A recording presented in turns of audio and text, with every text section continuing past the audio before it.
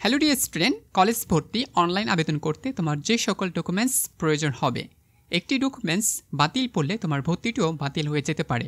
এই জন্য তোমাকে এই ভিডিওটি শুরু থেকে শেষ অবধি দেখতে হবে।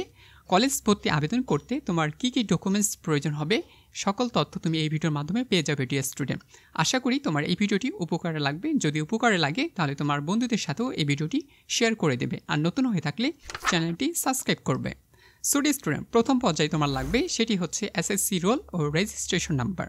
তোমার যদি এসএসসি রোল ও রেজিস্ট্রেশন নাম্বার মনে না থাকে অবশ্যই একটি খাতায় লিখে রাখবে। দ্বিতীয় নম্বরে লাগবে এসএসসি পাশের সাল, অর্থাৎ তুমি কত সালে এসএসসি পাস করেছো সেই সালটি অবশ্যই লাগবে। যদি 2025 সালে পাস করো তাহলে 2025, 2024 হলে 2024, 2023 হলে 2023, এই তিনটি সালেই এবার আবেদন করতে পারবে। তৃতীয় নম্বরে লাগবে এসএসসি শিক্ষা বোর্ডের নাম, অর্থাৎ তুমি কোন বোর্ড থেকে এসএসসি পাস করেছো সেই বোর্ডের অবশ্যই নাম লাগবে। চতুর্থ নম্বরে লাগবে সচল মোবাইল নাম্বার, অর্থাৎ যে মোবাইল নাম্বারটি তোমার কাছে রয়েছে এবং অ্যাক্টিভ রয়েছে, যে কোনো সময় SMS কিংবা কল আসলে তুমি যেন রিসিভ করতে পারো, অথবা তুমি যেন তোমার বাকি কাজ যেগুলো রয়েছে তুমি যেন সেভাবে করে নিতে পারো। এই জন্য অবশ্যই একটি সচল মোবাইল নাম্বার দিবে।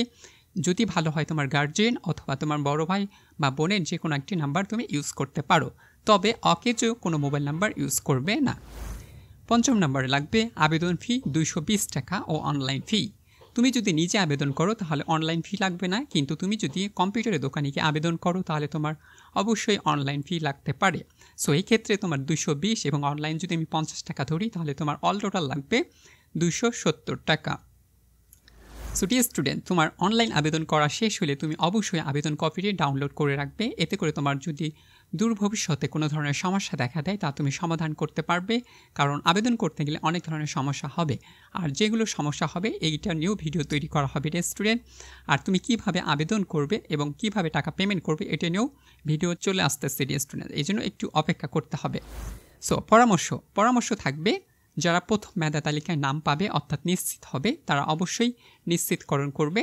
যদি কলেজটি পছন্দ না হয় তাহলে নিশ্চিত করার দরকার নেই, তাহলে তুমি দ্বিতীয় পর্যায়ে আবেদন করতে পারবে।